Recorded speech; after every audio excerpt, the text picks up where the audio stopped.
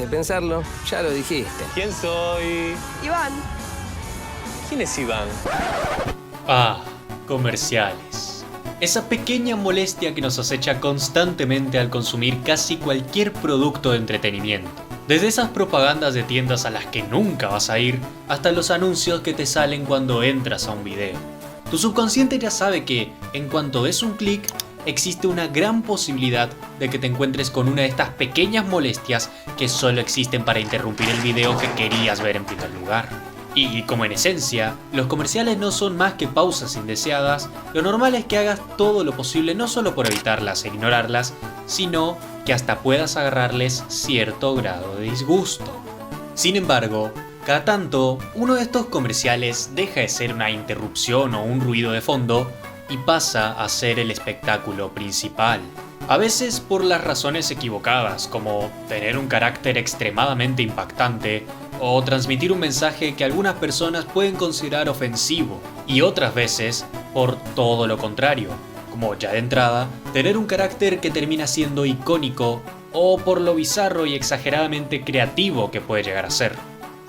Ah, por cierto, este es un anuncio de autos. De cualquier forma, estos comerciales son más raros que las calabazas en el Minecraft, ya que por cada 1000 anuncios que no son más que ruido blanco a ojos del consumidor común, se crea uno que es ultra llamativo y que se roba la atención del público.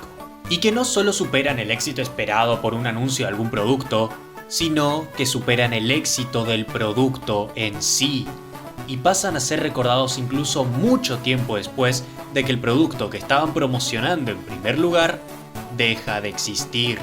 Este fue el caso de Mac Tonight, una propaganda que McDonald's creó en los años 80 cuando querían aumentar las ventas de comida durante los horarios nocturnos, y que tendría un éxito tan masivo que pasaría a formar parte de la cultura popular por mucho tiempo, antes de pasar por una metamorfosis que lo llevaría a ser uno de los íconos más controvertidos de Internet y uno de los mayores representantes de la extrema derecha norteamericana, los grupos neonazis y el supremacismo blanco. Esta es la historia de un ícono que no murió siendo un héroe y que vivió lo suficiente para volverse un villano. Esta es la historia de Mac Tonight, el mejor comercial de todos los tiempos. When the clock strikes 6:30, babe, time to head for golden lights. Hey, it's a good time for the great taste dinner at McDonald's. It's Mac Tonight. Come on, make it Mac Tonight.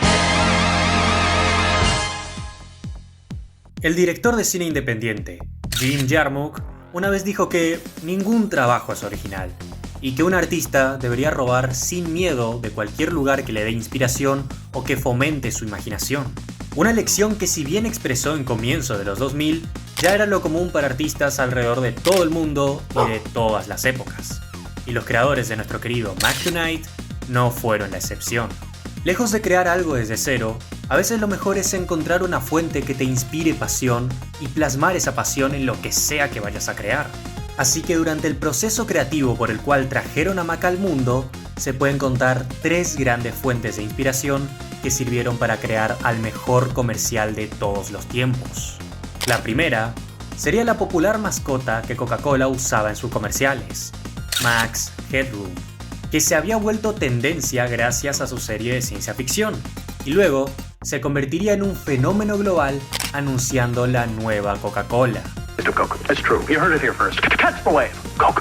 La segunda fuente sería la propia luna, que representaría el horario nocturno en el que los adultos podrían ir a comer una rica cena en McDonald's. Sin contar que sería un símbolo llamativo, ya que la luna normalmente es representada de forma femenina, así que tener un ícono masculino representado por la luna sería algo fuera de lo común que podría capturar la atención del público de forma inmediata.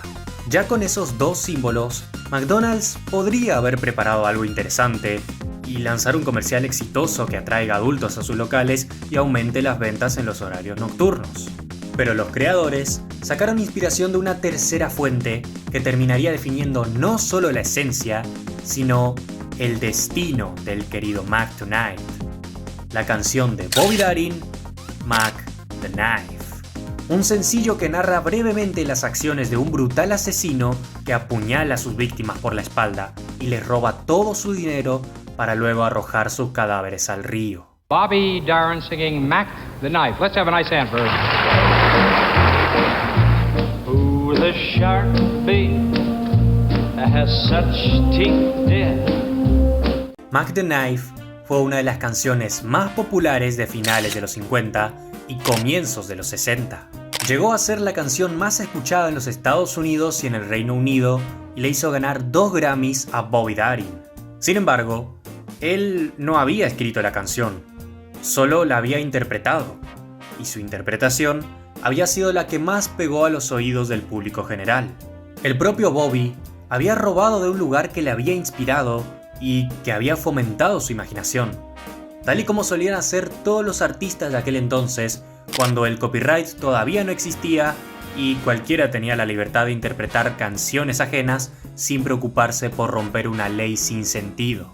Para que se hagan una idea, Mac the Knife ya había sido interpretada por otros grandes artistas del momento, como Louis Armstrong y Frank Sinatra, los cuales tampoco crearon la canción, pero sí se tomaron la libertad de interpretarla, dándoles cada uno su sello personal.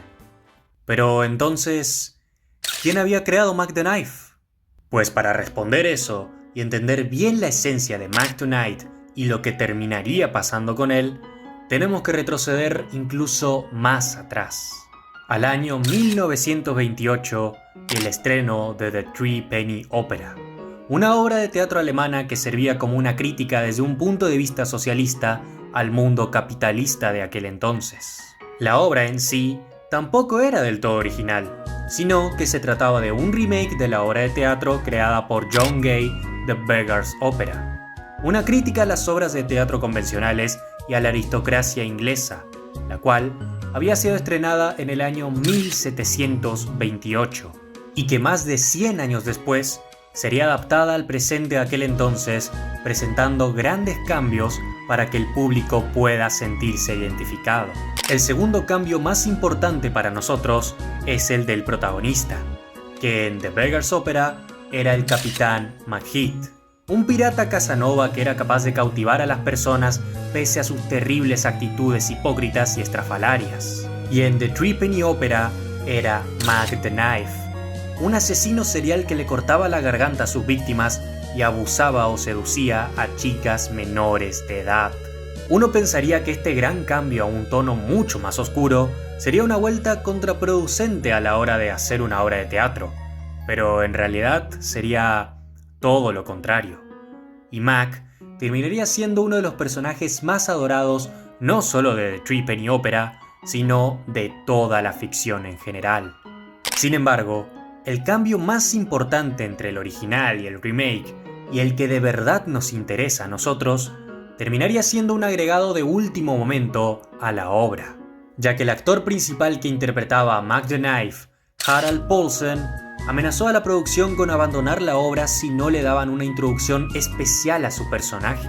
Y entonces, el compositor Kurt Weill y el director Bertolt Brecht, quien, por cierto, también era el director de The Three Penny Opera, se encargaron de componer una melodía y una letra para la canción respectivamente, a la cual terminarían titulando la balada de Mac the Knife. Und der Haifisch, der hat Zähne und die trägt. La canción, agregada a último momento y con mucho apuro de parte de sus creadores, diseñada únicamente para satisfacer el capricho de su actor estelar, rompería con cualquier expectativa y se convertiría en la canción más querida de toda la obra teatral, impulsando The Three Penny Opera a la fama no solo en toda Europa, sino hasta en los Estados Unidos, donde otra vez la gente escucharía la balada de Mac the Knife y la elegiría como la mejor canción de la obra, a tal punto que grandes artistas como Frank Sinatra y Louis Armstrong darían su propia interpretación de la canción, pero ni una pegaría tan fuerte como la versión de Bobby Darin. Tal vez era la melodía, tal vez era la energía rebelde y antielitista de la música, o la oscura y siniestra letra que no te dejaba indiferente. Pero parecía que, donde quiera que aparezca Mac, y sin importar qué forma adopte, ya sea como el Capitán McHeat, como el asesino Mac the Knife, o como la pegajosa canción del mismo nombre, el éxito iba a estar esperándolo. Era como si el universo moviera las agujas para asegurar el éxito de Mac. O como a mí me gusta verlo, era Mac el que movía las agujas a favor de cualquiera que se atreva a darle una interpretación distinta.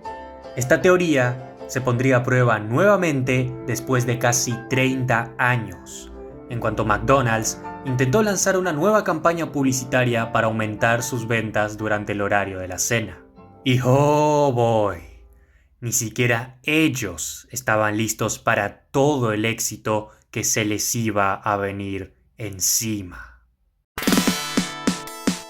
Crear una mascota para una empresa no es algo de otro mundo. Toda corporación megacapitalista que quiera atraer al público va a tener que hacerlo en algún momento. Pero tal y como con los comerciales, encontrar una mascota que de verdad impacte a la audiencia general es una tarea titánica. Y los ejemplos de éxito en esta área son extremadamente pocos. Se me vienen a la cabeza Bugs Bunny, Mickey Mouse, el M&M verde y el conejo de Nesquik si nos ponemos quisquillosos. Y aún así, puede que más de una persona no sea capaz de reconocer alguna de estas figuras en la modernidad, o que se hayan olvidado de su existencia hasta hace 2 segundos. Así de difícil es crear una mascota que pegue a las audiencias. Y todo eso sin tener en cuenta que la competencia en aquel entonces era mucho más sanguinaria que en tiempos modernos, puesto que en los 80 especialmente, absolutamente todos estaban desquiciados por tener a la próxima gran mascota que les ayude a aumentar sus ventas. Pero McDonald's, por suerte, estaba muchos peldaños adelante de la carrera, puesto que ellos ya tenían una gran mascota que los identificaba ante los demás: Ronald McDonald, el payaso feliz que repartía hamburguesas, felicidad y pesadillas a todos los niños que lo veían. Y que junto con otro montón de mascotas no tan populares como Grimace o el ladrón de hamburguesas, sirvió como la cara principal de McDonald's desde los 60 hasta los 80. Momento en el que el equipo de McDonald's se sintió en la necesidad de crear una mascota que apelara a un público más adulto, junto con la ya nombrada necesidad de aumentar las ventas en el horario nocturno, ya que si bien McDonald's era súper exitoso, la gente lo tenía asociado con la hora del almuerzo familiar más que con la cena. De esas necesidades nacería Mac Tonight, que desde su lanzamiento se mostraría como un rotundo éxito. Algunos locales llegaron a reportar un incremento del 10% en las ventas de comida durante los horarios nocturnos. Y rápidamente, nuestro querido Mac, que al principio estaba planeada como una simple campaña de anuncios para el estado de California, se extendió a todos los Estados Unidos. Y luego a distintos países del mundo, teniendo su agradable melodía traducida a más de 10 idiomas y repitiendo ese pequeño éxito en California a escala internacional. Acá les dejo la canción en español latino por si quieren oírla. Sé que alguien me va a agradecer. El gran reloj ya marcó más de las 6. Es el momento del gran sabor. El gran sabor de todas las horas. Cena está en McDonald's. Es Mac Tonight. Disfruta esta noche con Mac Tonight. Mac lo revolucionó todo. McDonald's nunca había tenido una campaña de anuncios tan pero tan exitosa, y no la volvería a tener sino hasta muchas décadas más tarde, con la campaña I'm Loving It. Mac Tonight le daría un impulso masivo a McDonald's, alejándose totalmente de sus competidores y abriendo muchísimas oportunidades para la corporación. Se producirían otros 25 comerciales con el Hombre Luna como protagonista y se dejaría de lado la política con la que crearon a Mac de nada de niños, para poder hacer juguetitos de Mactonite que servirían en las cajitas felices. Incluso se llegaron a organizar eventos de meet and greet, en donde Mac aparecía en un local y saludaba a los fans que venían a verlo. En los mejores eventos se llegaron a contar hasta 1000 personas que se acercaron para saludar a Mac.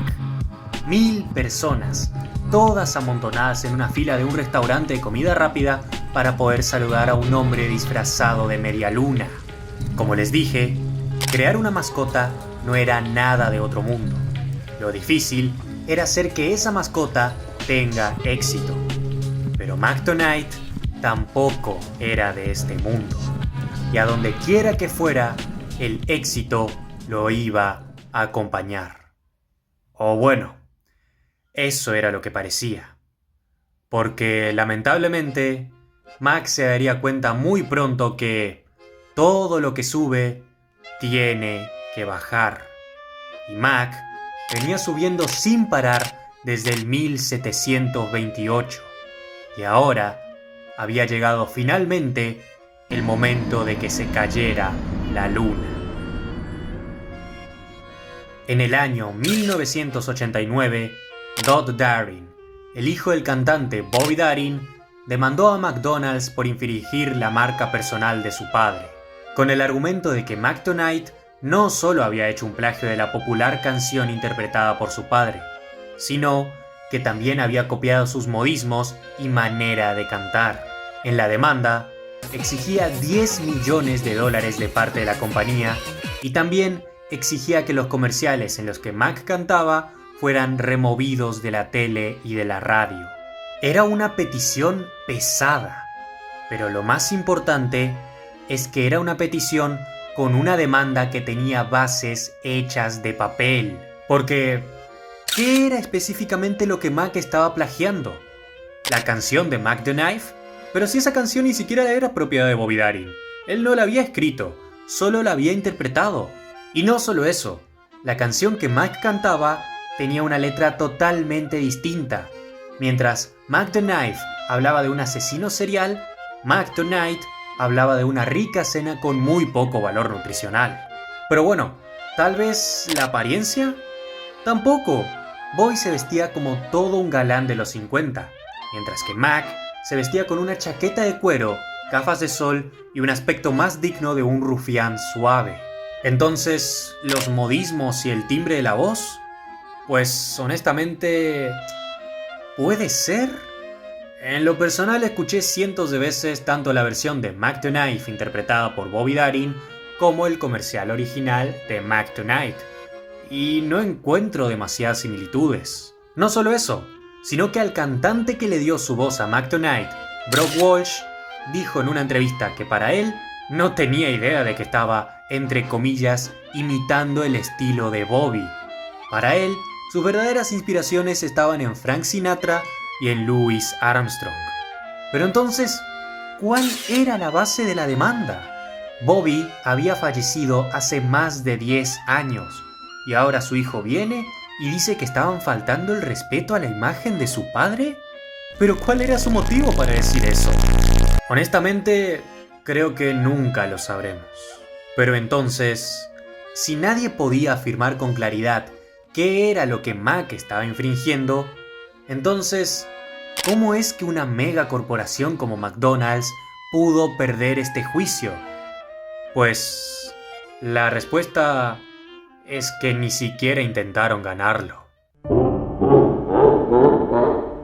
La demanda había caído en el 89, 3 años después del lanzamiento de Mactonite, y según los ejecutivos de McDonald's, ya le habían sacado todo el jugo posible a esta nueva mascota. Así que se sentaron y luego de ver la demanda, decidieron que era mucho más fácil pagar lo que tenían que pagar y dejar ir a Mac. Bueno, algo así. En realidad, no era como que iban a fingir que Mac nunca existió. Solamente iban a sacarlo del foco principal y tenerlo por ahí, haciendo sus cosas. Como a Grimace, Todos aman a Grimace, ¿no?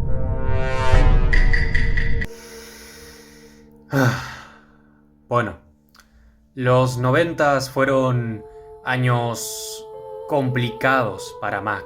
En algunos locales se instalaron animatrónicos en los que tocaba el piano y cantaba algunas de sus canciones clásicas, y cada tanto hacía aparición en uno que otro comercial de la mega franquicia. Pero más allá de eso, no había nada más que hacer ahí para él. Desde su nacimiento, Mac nunca había pasado por tanto fracaso y humillación. Era un martirio, para nada a lo que estaba acostumbrado.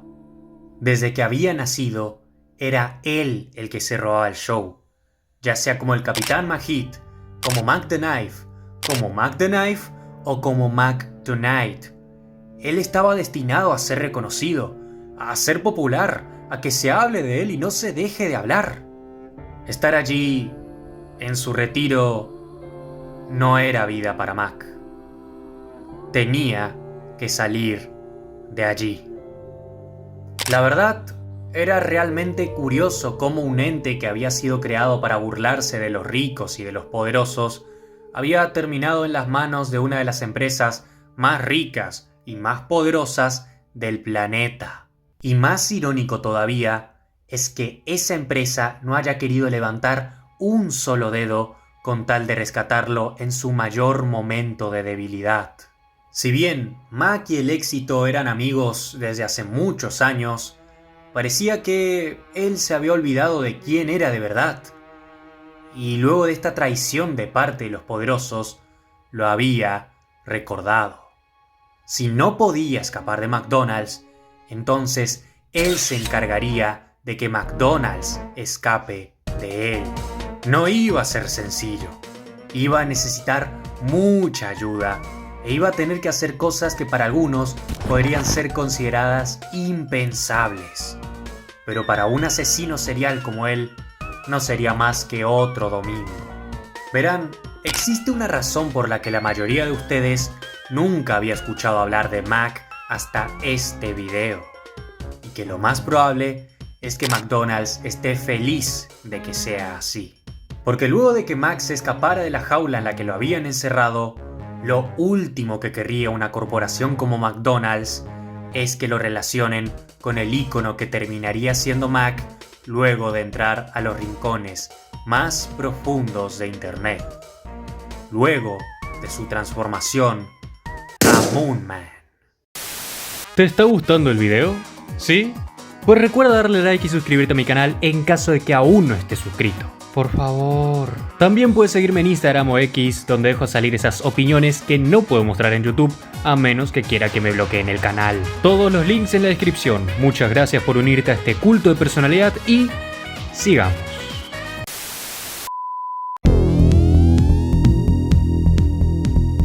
Luego de haber tenido una década de gloria en los 80 y de haber pasado su peor década en los 90, había llegado el momento de que Mac vuelva a su carácter controversial y antielitista con el nacimiento del nuevo milenio y los comienzos del 2000. A la par que otro gran fenómeno empezaba a crecer y experimentar cuáles serían sus límites dentro de la sociedad: el Internet.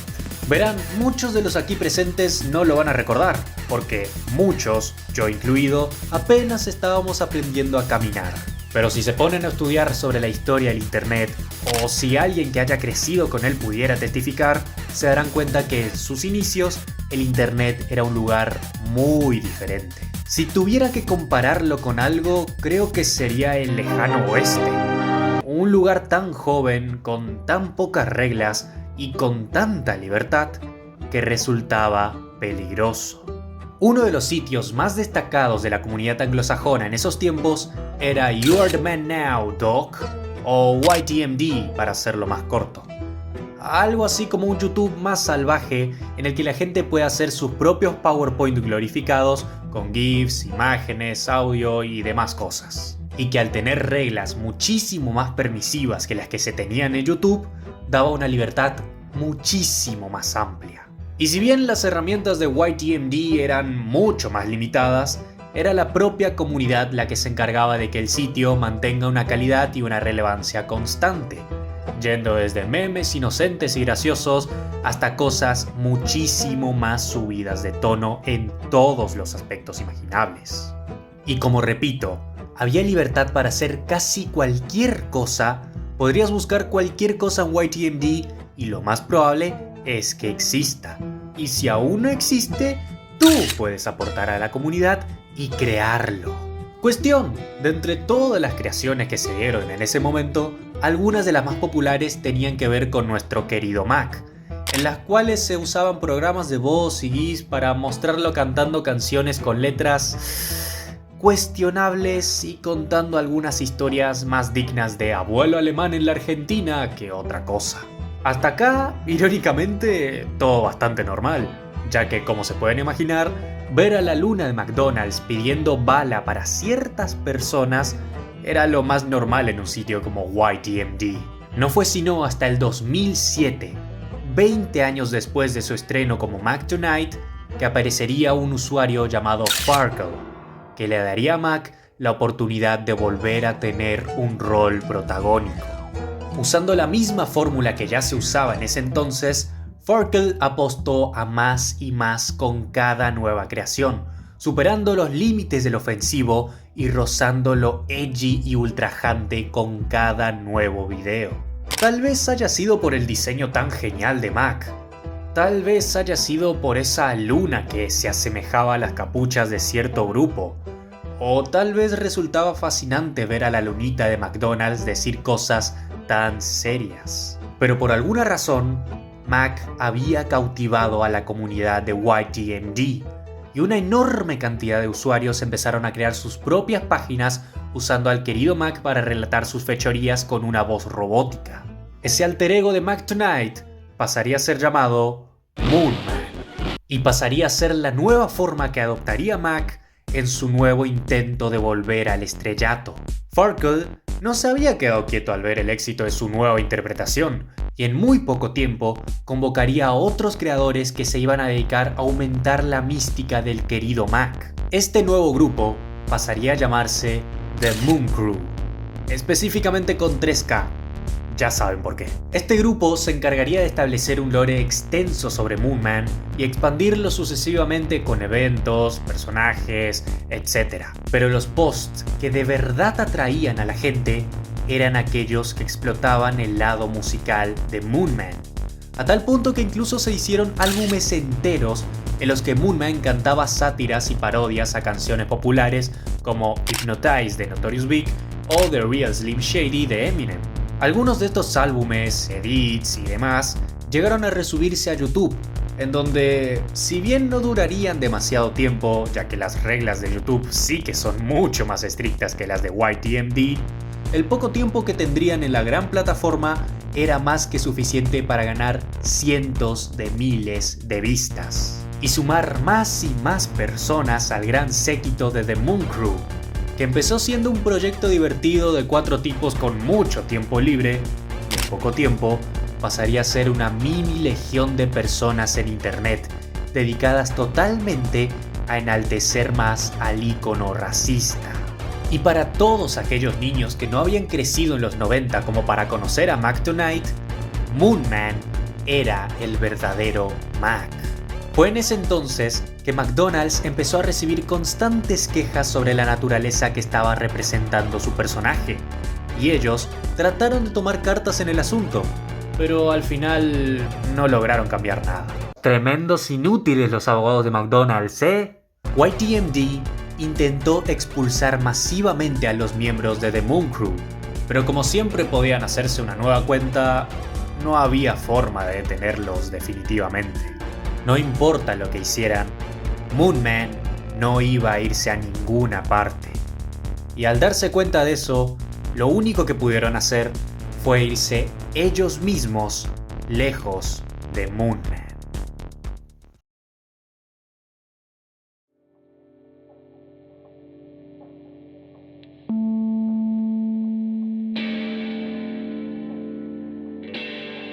Los animatrónicos de Mac fueron sacados de la mayoría de locales de McDonald's y la luna no volvería a aparecer en ningún comercial de la megacorporación. Y a día de hoy, Mac sigue apareciendo en nuevos YTMD, a la vez que se volvió un icono muy popular en los posts de otra página de dudosa moralidad, 4chan, a tal punto que, en el 2016, durante la campaña presidencial de Donald Trump, los Anons del foro políticamente incorrecto intentaron alquilar un spot para llenarlos de figuras de Moon Man, Pepe la Rana y demás, entre comillas, símbolos de odio. Tal vez este no haya sido el mejor medio por el cual Mac podía volver al hombre común, pero fue el medio que le dio su notoriedad y que lo volvería, nuevamente, luego de tantos años, un ícono popular. O bueno, algo así. La verdad es que ver a Mac Tonight y ver a Moon Man en este estado es una sensación bastante extraña. Muchos de estos memes en YTMD y demás son edgys por el simple hecho de ser edgys, y si no tuvieran todo el trasfondo de Mac tras suyo, lo más probable es que no tendrían ni la mitad de importancia que tienen ahora mismo. Creo que nada encapsula mejor esta idea que el mod de Doom 2 dedicado a Moon Man, Moon 2, en donde puedes avanzar por distintos niveles asesinando minorías y escuchando las canciones más populares de nuestro querido Mac. La primera vez que vi esto me sentí algo asqueado, la verdad. Ahora lo veo como algo edgy por el simple hecho de ser edgy, pero es curioso. Más que nada porque hasta hace menos de un mes yo solo conocía a Mac Tonight. Y fue gracias a este simple post de comunidad que me enteré del oscuro destino que había tenido este lindo recuerdo de mi infancia. Y de ese asombro nació la idea de hacer este video y compartir con todo el amor que pueda la historia del querido Mac. Que la verdad es muchísimo más interesante de lo que pudiera haber imaginado. Creo que eso es lo que al final hace que el querido Mac sea el mejor comercial de todos los tiempos para mí y para muchas otras personas. Porque lejos de ser solo un comercial, es un ícono. Bueno o malo, es un ícono. Y eso lo hace especial. Todavía falta tiempo para ver qué forma va a adoptar el querido Mac en su próxima reencarnación. Pero les aseguro, cuando vuelva su momento de brillar, va a brillar como no tienen idea, porque ese es su destino. Moon Man no va a ser la última reencarnación del querido Mac. De eso puedo estar totalmente seguro. Denle un poco de tiempo y va a tomar una nueva forma que aún no podemos imaginar. O quién sabe, tal vez alguien que esté viendo este video va a ayudarlo a tomar una nueva interpretación nunca antes pensada. Y tal vez Mac mueva las agujas para darle éxito a esa creativa persona. Por mi lado, estoy feliz de poder contar esta historia e incluso me hice una pequeña agenda para ir organizando mis horarios e eventos en este 2024 y recordar al mejor comercial de todos cada vez que lo haga. Lo que me recuerda que probablemente ya no haya tantos videos de aquí en adelante en el canal. Es decir, no se preocupen, sí voy a seguir subiendo videos cuando pueda, pero ya no podré subir tantos como ahora porque, bueno, empiezo la universidad y quiero esforzarme en que me vaya bien. No voy a dejar el canal, llegué muy lejos como para dejarlo y quiero seguir mejorando la calidad de mi contenido y darles los mejores videos que pueda producir. Así que no suelo pedirlo, pero me gustaría que comenten algo en este video si es posible. Ayuda demasiado y significa el mundo para mí. Bueno, solo era eso. Es raro ponerse sentimental luego de la historia de Mac Tonight, así que nada. Yo soy Yukan y les recuerdo que todos podemos hacerlo. Gracias por ver.